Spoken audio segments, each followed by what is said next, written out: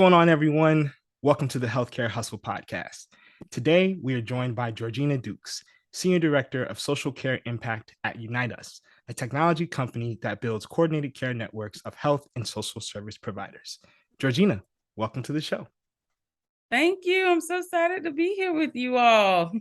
Absolutely. And we are excited to have you. Now, I know how much of a GOAT you are, but for our listeners, would you mind just telling us a little bit about yourself and your story? Awesome. Okay. Well, I'll tell you, I wouldn't say I'm a coach, but thank you for the compliment. But again, Georgina Dukes. I was actually born and raised in Monetta, South Carolina, small town, no stoplights. We just got a Dollar General a few years ago, so we talking big business right now around there.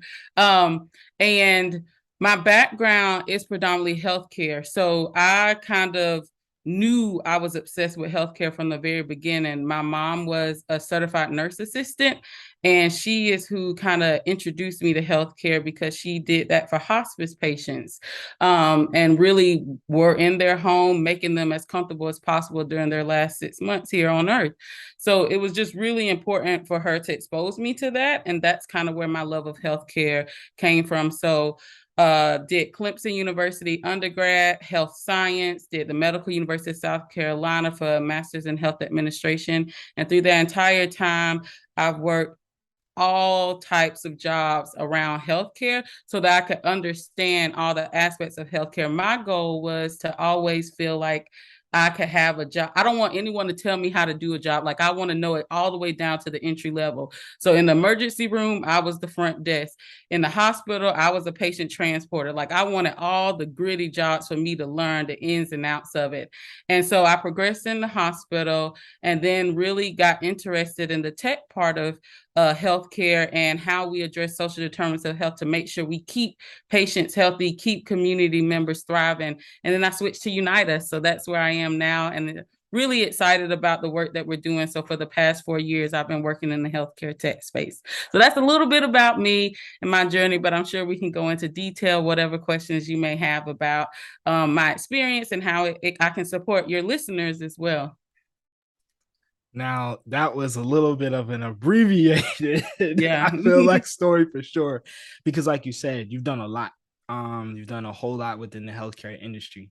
So I just kind of want to take a pause and just kind of ask you when you started this journey, seeing your mom being that CNA for hospice patients, which I think is an amazing just point that you called out, because we've recently had another guest who kind of spoke to having experiences as a CNA be some of like the first things that really got Mm-hmm. them, thinking about what they can do. What was the dream job for you when you first started out, or what was the aspiration? What were like, Mm-hmm. where did you see yourself making the most change within the system when you first started out?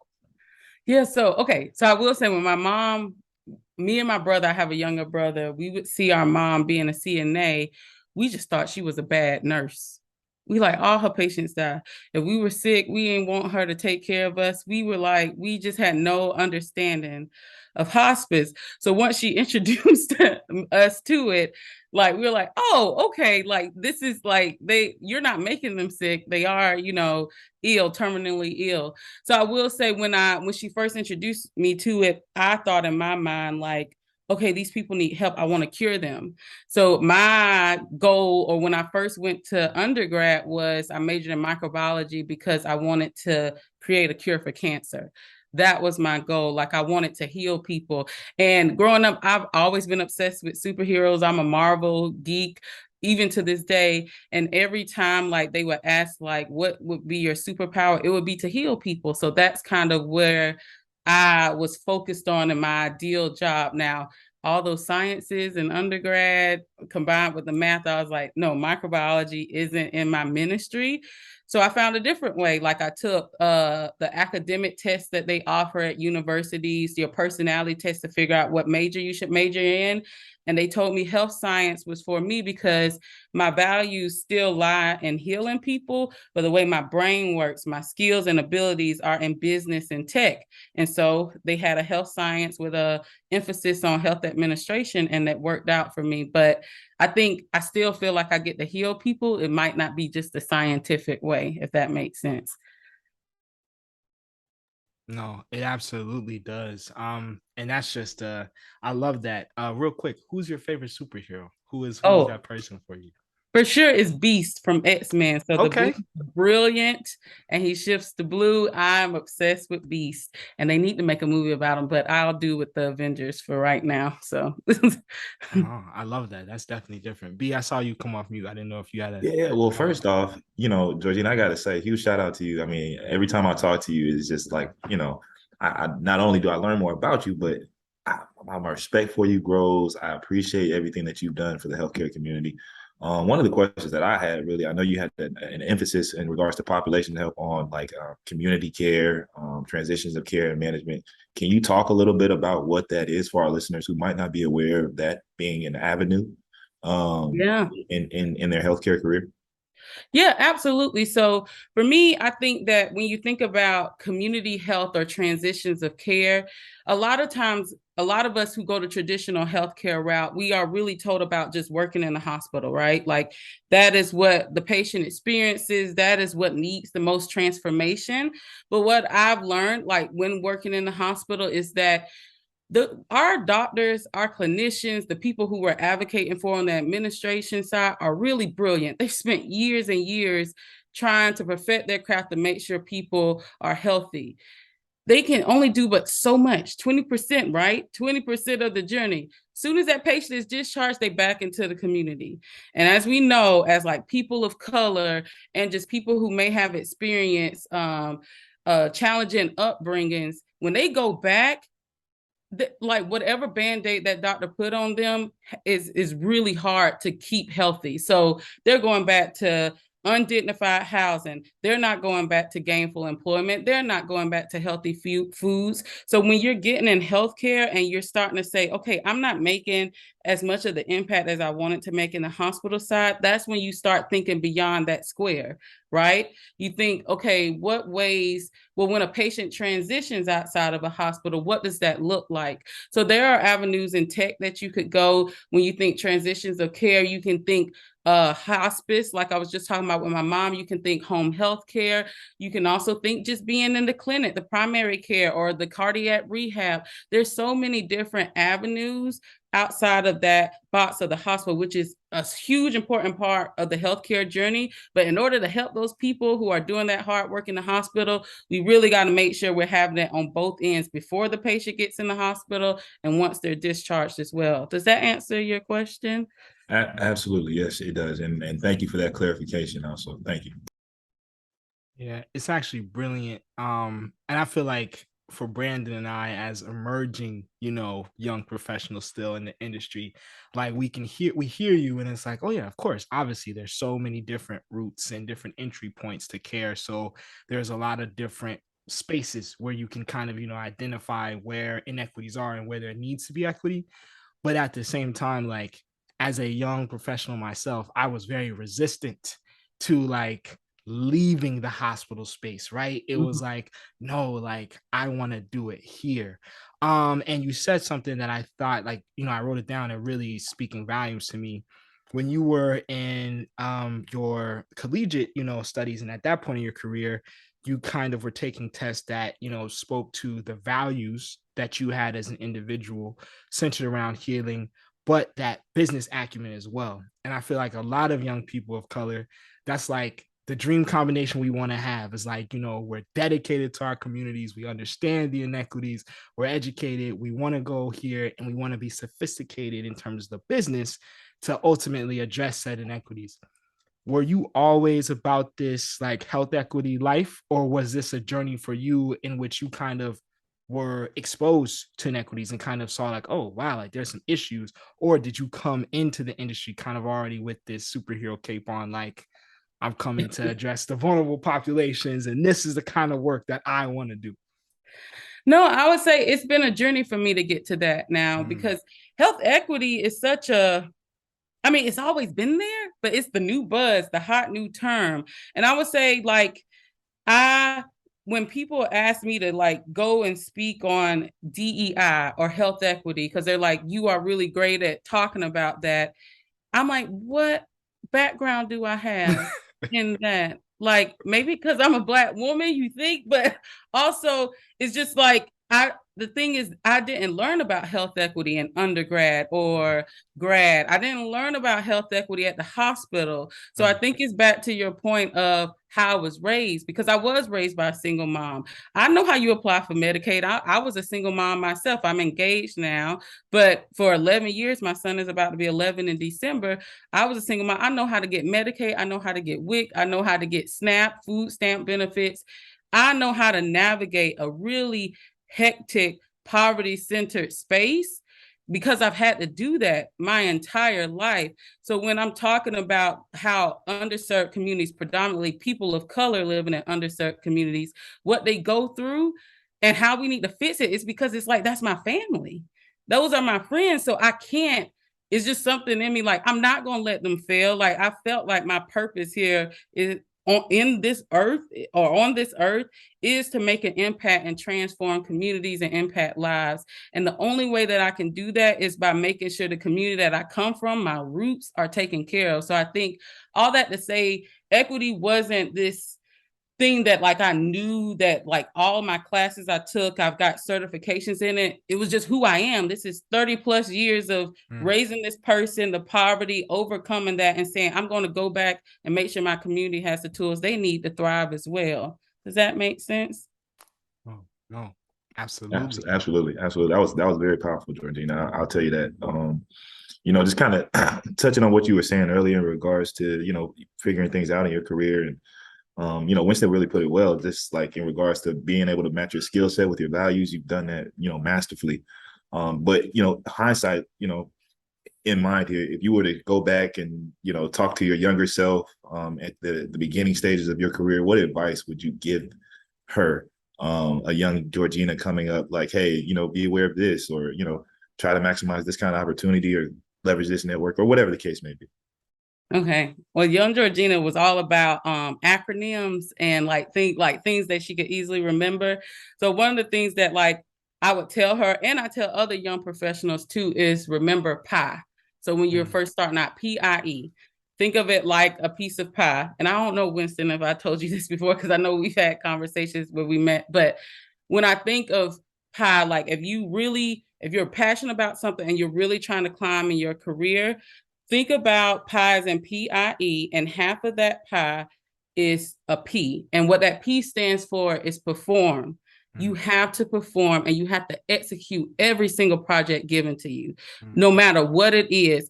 Figure out a way to connect that project, even if it's just something you don't even care about. Figure out how to connect it to what you feel like your calling or purpose is. And I'll give you an example. For me, one of the jobs I had at Duke was I was over patient safety. So whenever there was something left in someone from surgery, someone was given the wrong medication, I had to be over that assessment, that research, to make sure like we figure out what went wrong. I hated it because it's like I was the bad guy coming in like, you nurse, you did this wrong, you doctor, you need to go to training. It was the worst experience for me, but I knew I had to execute this with precision because like it was a part of my job. And what I figured out, like how to tie it, right? Like all these data reports and stuff, it just wasn't cute at all. Like I hated it. But the way that I figured out how to perform and execute is like, this is preventing someone's grandma from making it home from Sunday dinner. That's literally what I used to say.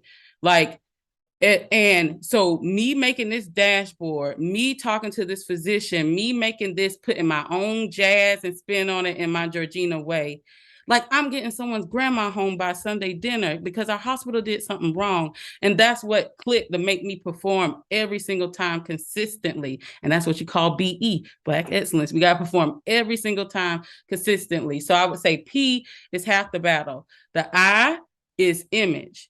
So I'm not going to say that you got to think about like wearing a clean shave and all that stuff like that, but just be mindful of what your image is and how you want to present yourself and stick with that image. I will say, like when I worked in a hospital setting, our image had to be suits. I wore a suit every single day. I had my hair pressed down to a T. I tried to do locks and they told me like, hey, people are too distracted by the way your hair looks to hear what you have to say. So can you go back to the straight hair? And I did that at the time because I was an early careerist. I was trying to grind. But now I work in the tech world. I can wear locks for days. You see, I have my hair locked. I can wear jeans. I can wear the most fashionable outfits, and I'm embraced that way. But I will say to the early Georgina and to early careerists, think about your image and hold on to that and don't falter. This is what you want your brand to be.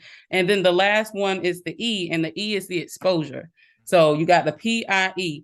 You have to be exposed to leaders. I don't care if they don't look like you. You get time, you have one-on-ones, and you ask them questions. As many questions as possible. It's not about you. They don't need to know about you. You ask them questions because they have 400 years that we don't have, right? Like I go to every one-on-one with my bosses with probably like 20, 30 questions, just in case there's some dead time. Listen, I need you to answer this. I need you to tell me about how you found out this. How did you even think about buying a house? Like, get it. All those questions, expose yourself to these executive leaders, put one-on-ones, go to networking events. And then I think you'll get there. You will get wherever you want to be if you just really think about pie whenever it comes to your career development. Is that? Okay. Fire emojis Gem. everywhere. That was a gem. That's just bombs everywhere. Oh my gosh. Thank you. Number one, there's so much in that. This is so important. Wow. All right. So gotta collect myself. So for the listeners, I was actually an intern at Duke University Hospital in 2018 through the Institute for Diversity and Health Equity Summer Enrichment Program. And that's actually where I met Georgina for the first time. And I can remember being this young grad student from Morehouse, came up from the A. I'm in North Carolina. I was struggling through some things, just adjusting to the corporate, environment that was academic medicine. And this was my first time ever being like in just this environment. I was a public health student in, a big hospital. So I was like, oh, what is this? And I remember meeting Georgina and being like, yo, this person is exactly how I want to be. Like literally when I think of like young, popping, like in her skin, walks in her greatness, but also extremely brilliant and doesn't play any games. It was like a balance that I could not see myself ever getting to. So even like you being this champion for equity now and for vulnerable communities now and always wanting to serve, but then also being able to have the performance image and exposure be something that you balance at the same time is amazing. Because personally, I struggle with being like this young brother showing up to a clinic or to a unit, knowing that, they may be knowing what I'm here for and knowing that leadership may not be there for the same thing. It was hard for me. So how did you balance that? And you maybe spoke to some things in your former roles, the hair in itself just being something, now obviously I would assume that's something that Georgina today would not do or would not embrace. But what was that like knowing, all right, this is what I'm here for, this is who I'm here for. I've been a single mother, a Black mom myself. I've filled this stuff out before. I'm here. I am great. I've done all this stuff and I'm still going through certain things. If you did, what was that like in dealing with some of those situations when you were on the hospital side? I would say the main challenge that I feel like was really hard for me is because I grew up low income, right? And because I was a single mom, everything was really like financial too, right? So we have to think about some of our young professionals and the Black tax and like we tend to be the first people to make it in our families, to make it to college, to make it to this great job. And everyone think it's a high paying job. And we know fellows only make about 50K, if that. So I think when starting out in healthcare, just really being desperate to make it and make sure I'm providing for my son and for my family, that was a really huge challenge that I had to like mentally overcome to be able to be the Georgina that is like, listen, this is what's right. And I'm pushing for what's right. Because at the time, I just need a job, right? Like, I just need a good job. And that's, I'm sure everyone's family, like, your mom will be like, you got a good job. You do whatever them people say because you got a good job. So I think when you want to live by your values, you want to push, you want to be you and all of that greatness, but you still like, I need this paycheck on the 1st and the 15th of every month. That's where the challenge comes in. And it's like what I said earlier. I know in the hospital setting, I knew what I needed to do in order to get that paycheck. I just had to find out a way to tie it. And that's where I think the challenge is going to be for early careerists, people who are walking in the same path and just having these challenging situations, whether at the clinic or the hospital. This is what they want me to do. How can I connect it? How can I see the bigger picture? Is it that I'm helping the community? Is it that I'm helping these clinicians? Like, how am I, like, if I sacrifice this for me right now, what is it going to impact that ends up helping my long-term goal? And if you can make that connection, you can be successful and you can really live the values that you're trying to do at your role, but you have to make that connection for yourself. And if that connection doesn't happen, then you are in the wrong role. I will say that. And I have been in a position where I could not make that connection no matter how hard I tried. And I went to my boss. It was my last role before I transitioned to Unite Us, and said, I can't make it stick. I can't figure this out. It was in the hospital. And he said, I totally agree. And he gave me an activity. And he was a white man. He gave me an activity and he said, I want you to go out and Google your dream job, what that dream next role for you is. And he was like, I need you to make that dream JD and present it to me. We're going to talk through it. And so I knew, like, my job, I wanted something in innovation. I wanted something with community health. So I went and looked at Apple Health, Google Health. I just Googled like all types of innovative startups doing this work and made my dream description. I couldn't think of a title, but I said, keeps patients out of hospital. That's what I had at the top of it. And I'll share y'all with what that JD looked like. It was a hot mess, but he made me do it. We talked about it. He gave me connections. He let me go to Forbes 30 Under 30 conference. And it was 6 months later, the Unite Us was in my LinkedIn inbox saying, we love what you do. Would you be interested in working with us? And they reached out to me.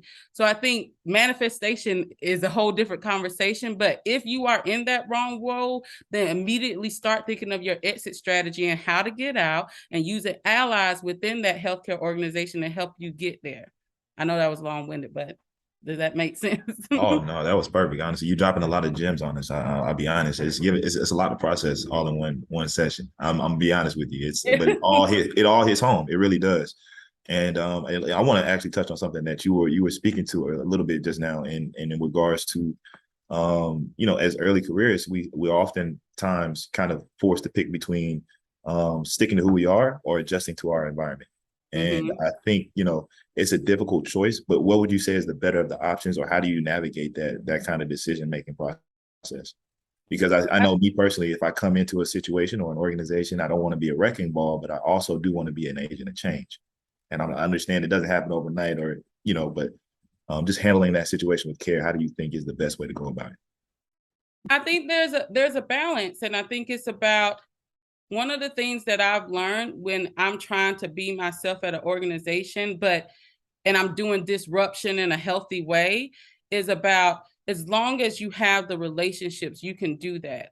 So if you're going to be yourself unapologetically, do it, because it's so sickening. Like, I just think about times when I just was so miserable at that organization. They didn't get good products from me and I didn't get good products for them. So you have to be yourself unapologetically at an organization. But the way that I was safe to do that is because, one, I built relationships.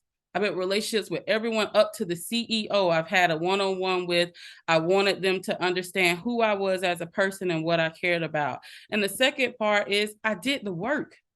You can be yourself, but do the work. Like, if they assign you something, you're going to do it, and you're going to put your own spice on it, so they know that this is a representation of Winston. This is a representation of Brandon. Like, always do the work and build relationships. But I would say never, if you have to sacrifice who you are for an organization, it's not a good fit. And you need to start thinking about your strategy to get out. Now, that strategy may take 3 months, and it may take 3 years. But either way, be working on that strategy to say, I'm not being myself. This is not a good fit. What can I learn? And get me to that dream job description. I'm just going to learn. I'm going to take in, understand what's happening to get me to that dream JD or that next role that's for me. Wow. Yeah. Yeah. Thank you. I appreciate that. And I was just going to add a little caveat because, by nature, I'm like basketball shorts and Nike slides. And when you said image, that was one of those things coming out of undergrad that I really had to just kind of tighten up on and be conscious of. Not to say that I wasn't sticking to who I was, but just understanding that growth happens in uncomfortable situations, and you just got to step out your comfort zone. So, thank you. I love that. Yeah, this is really like, a service for me right now in terms of just all the stuff that I'm getting. I'm like, man, like I should have been like this. I want to really kind of just focus a little bit more and hear just more about your time doing your fellowship. Because for many of our listeners and just the broader, I think, emerging healthcare community, for some people, a lot of emphasis around administrative fellowships. If you want to get into healthcare administration, it's like the end all be all for some folks, and for others a little bit like myself, kind of just stumble into them and it's like, oh, this is a cool opportunity. But I've seen, obviously just through my own experience, through Brandon, other individuals, sometimes we struggle as young folks of color. We can really struggle in those positions. How was that for you? What was the pursuit of the fellowship like? Did you walk in thinking it was a big deal?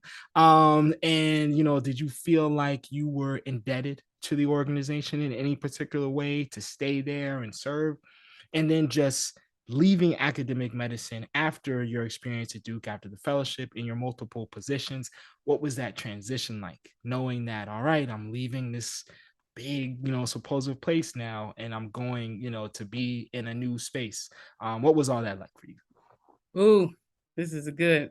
Okay, so I will say fellowship, I was against it at first just because everyone was doing it. I think like if y'all haven't learned my personality, I just be trying to march to the beat of my own drum.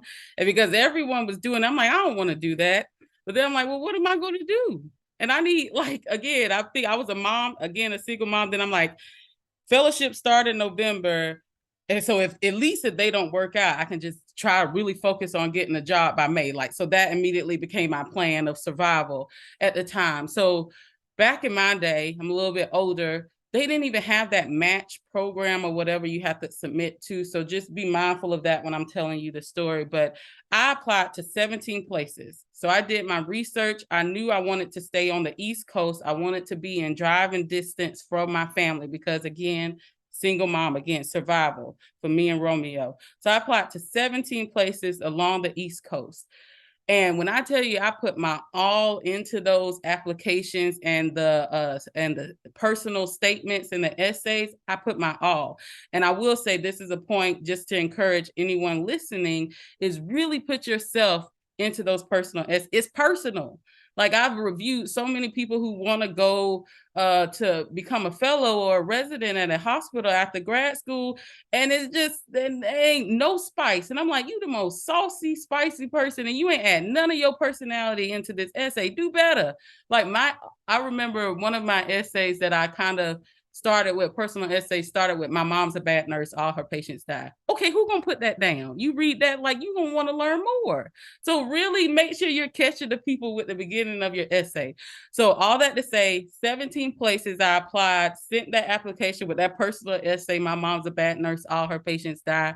I got 16 phone interviews, 16 out of the 17. So my probability, I mean, it was going well. Did all 16 phone interviews, only 2 people called me for on-site. And what I learned from that situation with the fellowship is, 1, I'm not everyone's cup of tea, and that's okay. 2, I was country as hell. Like, like, I didn't have any practice with the way that I spoke. This was Georgina before 4 years of Toastmasters, all of that. Just born and bred straight out of South Carolina. I think people, the feedback I was given, they couldn't understand me. I spoke too much slang, all of these things. And I'm like, but this is who I am, you know? But those 16 people that called me back for that phone did not like what they heard on the other side of that phone. And it went down to 2. So those 2 were between Duke, and the Carolinas Health System. Well, it's called Atrium now, but it's called Carolinas back then. So both of those interviews were in the same week. I flew, and I will say it was just something, even though I knew a lot of people in Atrium in the Charlotte area, it was just something about Duke and the diversity that I saw in the room, that it was just a done deal for me. Like, the president was super woke, like super understanding of experiences of Black and brown community members. They were married to or engaged to a Black and brown person, so they just really got the experience. And I'm like, I want them. And so on my flight, they go through the interview process at Duke. It's a 2-day process, and then you fly back home, and they're supposed to give you a call like within 2 hours of you leaving the organization. So I'm at the airport. I'm like, I ain't get it. I mean, like, I ain't get it. I already know I didn't get it. And they called me that night before I got on my plane. And I just remember calling my professor and us crying on the phone, because like, it was just such a beautiful moment. Like, it was only between those 2, and I just wanted it so bad, and it worked out. But again, I prepped. I was myself in the interview. I still was country, and they understood it. And it worked out for me. So I chose Duke. And again, another reason tactically why I chose Duke too is I knew I wanted a 2-year program, because I wanted time to like rotate, but I also wanted time to like learn everyone without thinking, because again, I'm in survival mode, thinking, oh, I got to apply for another job.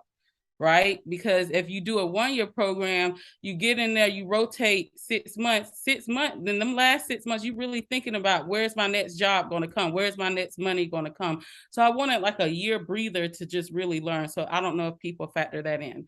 But anyway, going to Duke, it was a great experience. We rotated, learned so much, really was exposed to a lot of different people. Again, this is my first time out of the state of South Carolina. And I still got to insert myself a little bit and be unapologetically myself.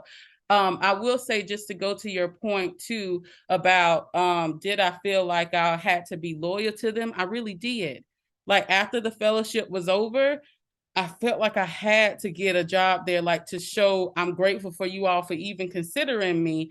And I don't know if that's right or wrong, but it's just what I did at the time, to just show my gratitude and thankfulness for them looking out for me. So I came on as a strategy manager in the Heart Center, which was a great program for me to really learn and understand what was going on. But it's also where that was the most challenging role ever, because that was the role I had before I went to Unite Us. So I'll pause there and just say, see, because I know I went through the fellowship process before I go into transition into Unite Us. But if you had any follow-up questions about that part of it.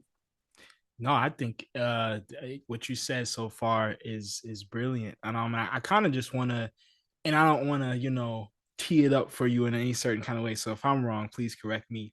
But I kind of want to just, now hear about, how did you not necessarily fall out of love, but how did you like start to see like, this ain't it? Like, this isn't where the magic is gonna be made just because I'm here at this institution. Because my thought was always like, I don't really care what service line it is. I had my own interest, but it was like, I just want to get in a place that has the resources, has the capital, and has the will and the actual patience that we need to be, serving more.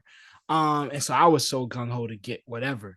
But like, for you, being this person who kind of had this method to get all this stuff, be really successful in the fellowship, because by the time that I met you, you were already a legend at Duke. People were like, oh, you gotta meet Georgina. Georgina's amazing. Like, she was a former fellow, she's amazing, you gotta meet her. And so again, like, I just looked at you like, wow, she's everything that I want to be. So at what point did you look up and really realize, and you also had you were under a Black leader as well at Duke, so it's like, at what point did all these things you start realizing like, nah, like, I gotta go. Like, this has to be different?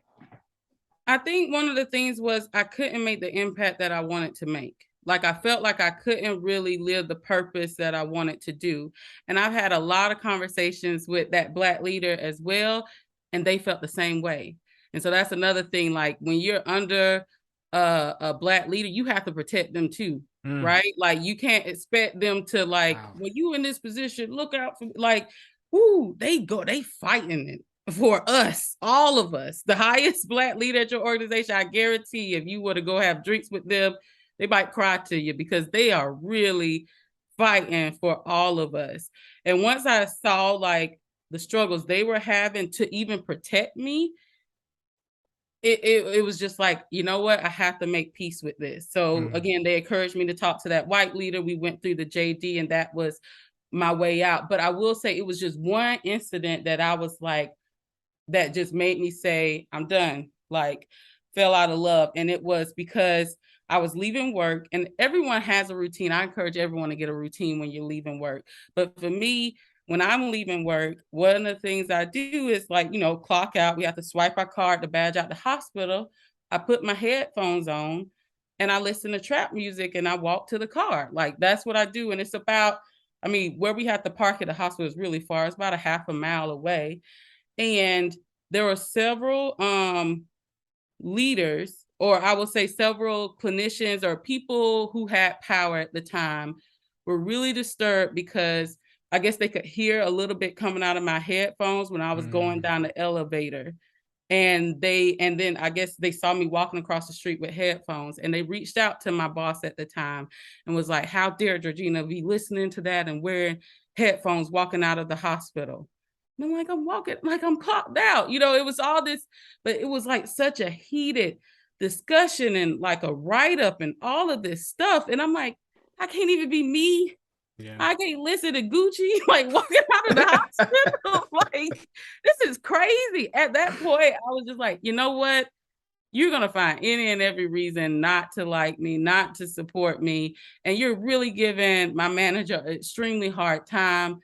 I'm going to go somewhere where I can feel safe and I can be myself. And that's all it took. And again, I just started making the action plan, the strategy, the networking, the making sure I had every step in place so that I could leave peacefully and on a good note. Wow. You said a lot there, which is amazing. There's one thing that's really deep where we don't have the time to go into it, but you said when you're under a Black leader, you have to support them as well. And I think that is a reality that personally I know I'm still processing, just how we show up in companies and organizations and just like all of the complexities with this. Because it can be tough. And I think that just goes to show how I think real brilliant and mindful of a person you are to be able to even see that and make that decision based on the pressure that your leader was facing in trying to support you, which is just crazy. Level of Inception, it's like Inception the movie, but just so many different layers of stuff there. So what was the transition like to kind of get us up to speed at Unite Us, right? New tech, it's just new, it's fancy, it's like a lot of buzzwords as well. I feel like just in terms of the intersectionality between healthcare and tech. So what was that like coming from the academic hospital world? So I will say academic hospital is not all that bad. Like you learn so much. That's what I'm saying. You learn, if it's taking you a year to 3 years to get out of it, learn how they do project plans, how HR function works, all of that. You're going to be unstoppable if you ever decide to transition to the startup or tech side. So I will say just even deciding on Unite Us was scary because I had an offer between Unite Us and another healthcare organization, but it was just something about Unite Us. I love the people I interviewed with. They were all brilliant. And I just got so excited about the possibilities.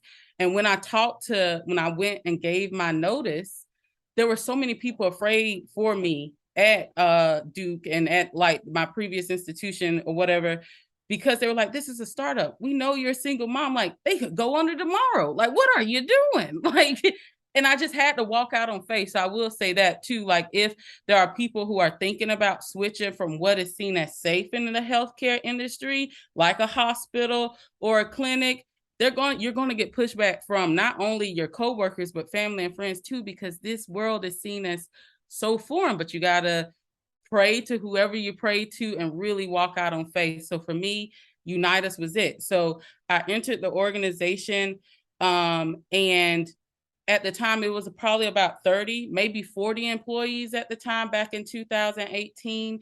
And what I saw, like, coming into a startup tech, is there's so much room for improvement. There's so much room for possibilities. The title I came in as was an account manager. And I immediately was like, in my mind, I'm like, the community and hospital, they ain't gonna know what that is. I thought account manager was like banks or like accountants and stuff. So I immediately, like the first week, I'm pushing like, can we change this title? And they were receptive because I already know how to present stuff, right? From being at Duke, I made an S bar. Look, this is the situation. This is the background. This is my assessment. And this is my recommendation. They were like, whoa, an S bar? Like, we startup. Like, who are you? I mean, wrote out processes, made project plans, made a project charter.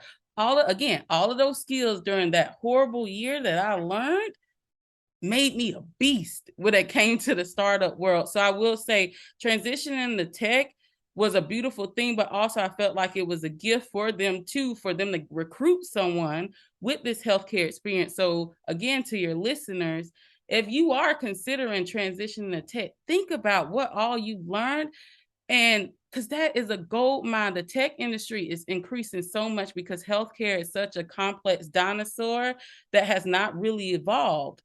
And they want people that have experience in administration, who know how health hospital leaders think, who know how clinicians need to be treated, who know about physician burnout. They want that to come help influence their products and help them better help the healthcare industry. So I will say it was kind of an easy transition, but I had to get that confidence. I had to know my stuff. I had to know all the projects I executed and how I could translate to help move this organization's mission forward. Right on. Honestly, I love every bit of it. Every bit of this conversation has been pure soul food, pure food to the soul. I promise you. And I'm really grateful to be a part of it.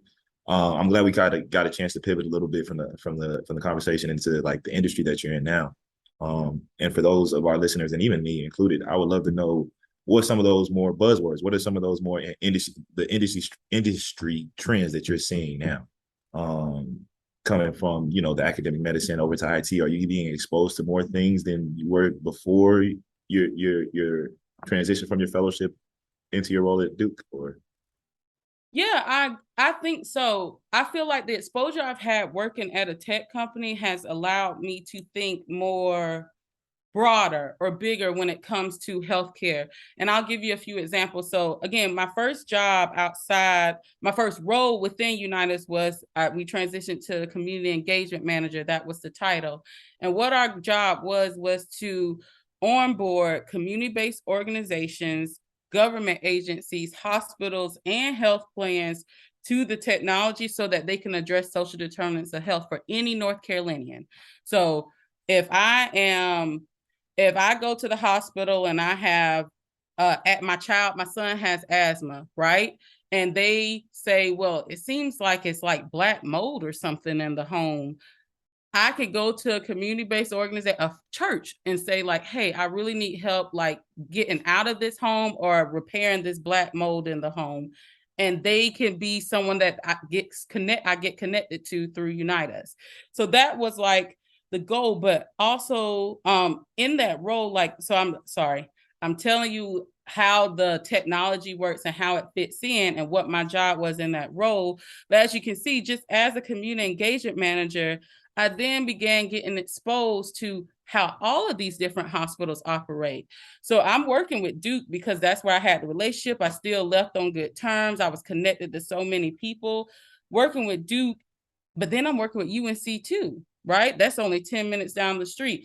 I'm working with Wake Med. I'm working with Cone Health. I'm working with almost every hospital in the state of North Carolina understanding their operations, understanding not everyone calls their case management. Some call it, some sit it under population health, some sit it under community health, like really understanding the structures of organizations. And then now I'm learning health plans, right? Like that's how hospitals are funded. So coming to the tech side with this knowledge for academic medical center and operations, but also learning about all these different entities and continuing to space up, like I became the regional director for the Southeast. I know about every type of hospital in the Southeast over my 9 states now. It's like every single time I'm learning something different in healthcare that's allowing me to really think about a broader impact or a more global impact that really can push the industry forward. Now, back to buzzwords that you're saying, I think social determinants of health were huge when I first came out in 2018. Everyone was trying to figure out how do you address them. And most people were just wanting to do the bare minimum, which is a list of resources. Any hospital, like at that time, you go to and say, well, how are you addressing social determinants of health? We'll screen them. We're going to do a screener and we're going to give them a list of resources. Now, what does that do? We all know, like, all you're doing is creating more inequities, because you're given the resources and that person got to have the transportation, they got to have the common sense or the knowledge to figure out how to Google them, reach out. It's like it creates more inequities. So I think now healthcare is moving past that because they understand how bad that was, to they really want robust technologies to address this and create coordinated networks. So those are the new buzz terms: coordinated networks, health equity, all these things. If you can figure out or create a strategy around them or add bullets to that while you're in the hospital on your resume, will help you transition to the tech world, because those are things that hospitals can't really figure out how to solve for, but tech gurus want to solve for. Does that make sense? I keep saying, does that make sense? But yeah, let me know if I need to clarify. Everything makes sense. It all makes sense. I think this is gonna be another kind of loaded question along with the buzzwords. What, if we're all just like social justice warriors for a second, right, and we're all trying to, attack these inequities, what are some of the things that you felt, or like the new skills, a part of your skill set that you feel like you've developed since being in the tech side? How do you feel like you've evolved, like in this entire conversation of health equity, now that you're at this level? Yeah, so I will say that, again, for me, like skills that I have evolved, it's because I came in at a job like that. I think no one should know the job better than me, right? So when I come in tech, I didn't know how to code. I don't know how to program. I don't know any of that, but I wanted to learn the software. So I didn't learn how to code, but I learned how to configure. I wanted to understand what is it like to build the organization in the software so that someone could send and receive referral to address a need. I went out to the community-based organizations and understood how would they send a referral and unite us, and what is the issues that they're experiencing to do that. Wow. And at this community-based organization, who do you even serve, right? Because when we first started doing referrals, our referrals were predominantly white people. So it's like, but I know there's some Black and brown people that need help too, that have significant inequity. So how about we think beyond this, instead of just giving it to the big organizations like Catholic Charities, the food pantry of this area? Like, let's think, where do Black people go when they're in need? Well, in the South, we go to church. And we're going to go and say, King God, please, I can't make rent this month. And the church is going to have to figure out, so why don't we give access to this technology to the churches? Also, well, we're not seeing referrals for Black men. Okay, well, where do Black men go? Or at least I know almost every Black man in my family, they're going to get their hair cut. If they ain't got nothing else going on, they're going to get their hair cut or a shape up. So why don't we give access to the technology to barbershops? So I think for me, what I've learned is to really think about my background and how it's so unique that it could really help bring equity again. Because, my ultimate goal is to support my roots, bring equity to my people. And that's by making sure, thinking outside the box whenever there may be a plan that the organization is going through. Like, hey, you got to launch these community-based organizations. Make sure you get every housing, employment, food, and transportation organization on. That's what they would say.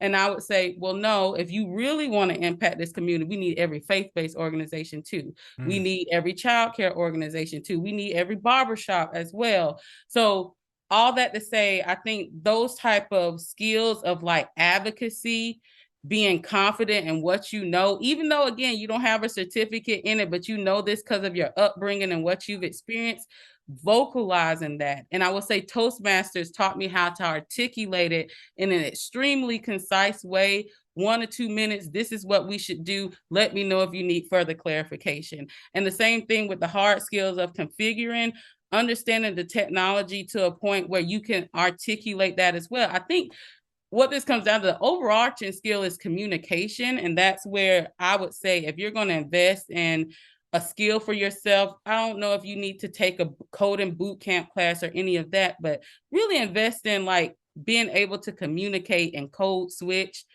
when you're trying to make a sale or help people understand something that's really going to impact the community or bring health equity. Wow. It's that's a lot, and that's an excellent response. I think just you mentioning just having a different lens at understanding the referral process and understanding like that's bi-directional. Like, wait, how would the community-based organizations do it? Like that's sounds so basic, but then I'm thinking about all the projects I've been on where it's like we don't ask that question.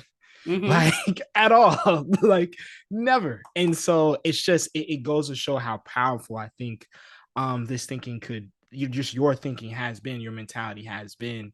And it's crazy because I realized like we haven't even asked you about all of the different awards and measures of success and just all the other things that you've gotten because of your own professional journey. But we are approaching the end of the show. So it has been totally and amazingly excellent. When our other host is here, he usually asks a couple of different quick fire or rapid fire questions, but we have one. Brandon and I thought about one, or Brandon really thought about one, so we want to give you some time before we sign off and give a chance to get your links and socials and everything. So B, got the question ready? Oh yeah, for sure. So our question is, in the age-old debate, Gucci or Jeezy? Oh, Gucci. Oh my Gucci all day. My fiance would be upset. He's definitely Jeezy, but Gucci, come on. From the very beginning. And I'm talking about fat Gucci, not skinny Gucci. Not Gucci 2.0. Fat Gucci. Yeah. Not the reform Gucci. Excellent. And congratulations on the engagement as well. Oh yeah, for sure. Thank you. Okay. Excellent. Well, Georgina, and sorry to all the Jeezy fans, the two that might be out there, or over Gucci at least. But this has been an excellent hour, excellent show, excellent episode with you. Really appreciate you for stopping on by and dropping those gems.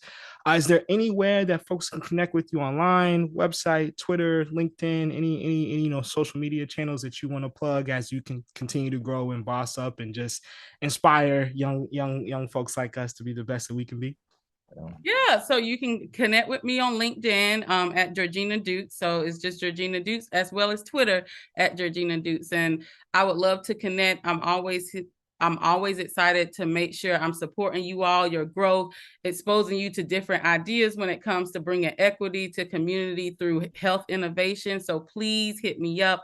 I'm really grateful to be on this podcast with you all and talk with you all. And I just love what you're doing. This is just the beginning. Like, I see so much greatness on this line. So I just want y'all to walk into that. Okay. Thank you. Like, walk into it. Yeah. Thank you so much, Georgina. Receive that. Absolutely. All right.